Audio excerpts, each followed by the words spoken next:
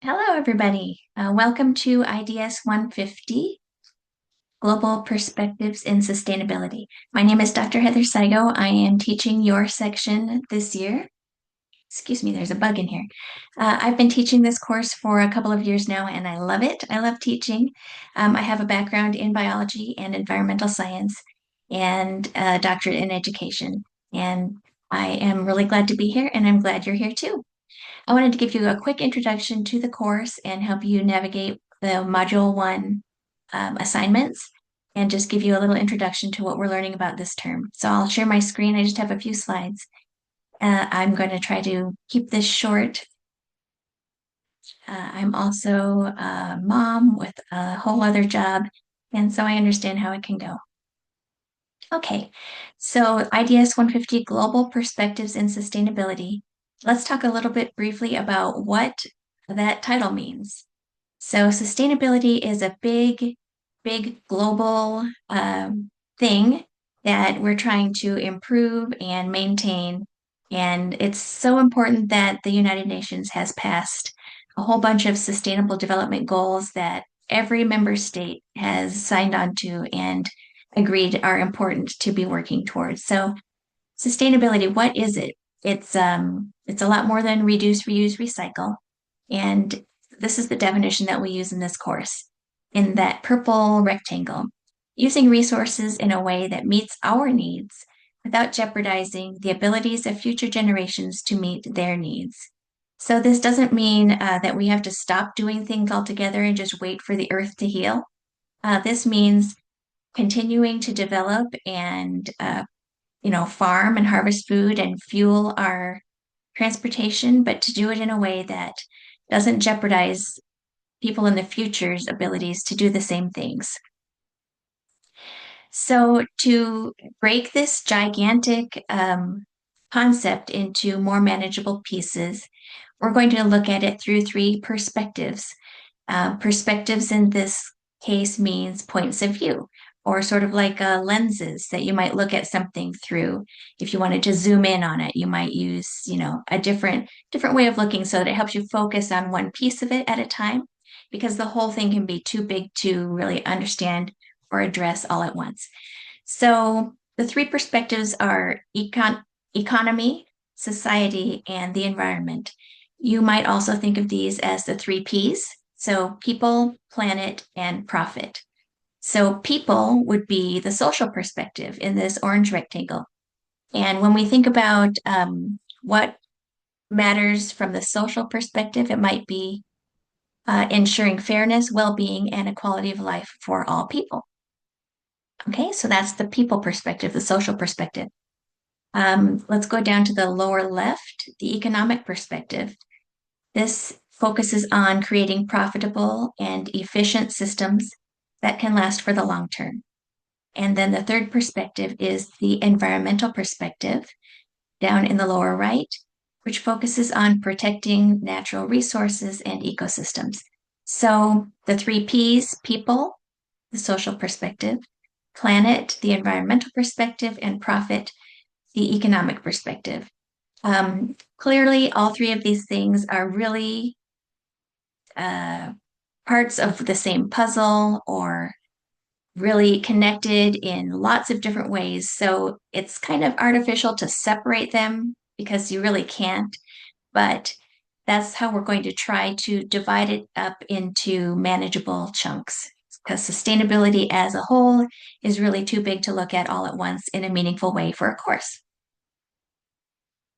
So now that we've gone through the basics of what's a perspective and what's sustainability, these assignments will help you, think about it on your own and do some writing about them during Module One. So for this week, these are the things that you'll need to turn in. The discussion post, you'll write an initial discussion post that will be due Thursday by midnight. And the topic this week is to write about a sustainability event in the news. This might be some weather-related thing or some social issue where somebody is trying to find some justice for a community that's being affected by, say, some climate change events that is affecting a certain area more than another. Um, you can look at the resources, the videos, the readings that might have some more suggestions. And also, there are some specific questions that you need to answer once you find your topic. You'll use that as a background for answering the questions in this week's discussion posts. So be sure that you check the instructions. They're different every week. And there are specific questions that you have to include in your post to get points for doing it correctly. So read about it, think about it, and then write about it using the prompts in the instructions as a guide to how you should approach talking about your topic this week. Then write responses to at least two classmates. Do this by Sunday at midnight. So read what other people are sharing and writing about, and then use the instructions to write your responses in a way that furthers everybody's conversation. So we're looking for a much deeper response than just, hey, great post. So you can start out that way, but then please use the instructions to guide your deeper engagement in that conversation with your classmates. And then the third thing to think about in terms of what you need to turn in this week is the short paper that is also due Sunday by midnight. The topic this week is what sustainability means to you. So again, it's a very large topic. There are lots of different ways that you could think about it or write about it. So check the guidelines and rubric for this week's paper and address the questions and prompts in those guidelines so that you can narrow it down. And it doesn't have to be super long. Writing a paper about sustainability and what it means to you could be a whole book, right? So we're going to help you narrow it down. We've given you specific pieces to write about. So check out the guidelines and rubric to make sure that you're tackling the right piece. All right. To help narrow down what I would like you to take away as meaning from this week's readings and writings and videos, here's my one big thing for you to think about this week. So, being sustainable doesn't mean living off grid or giving up cars or going organic. It does mean using resources responsibly, sharing the benefits and costs fairly over time. So think about that. It doesn't mean giving up resources or stopping everything and just letting the earth heal.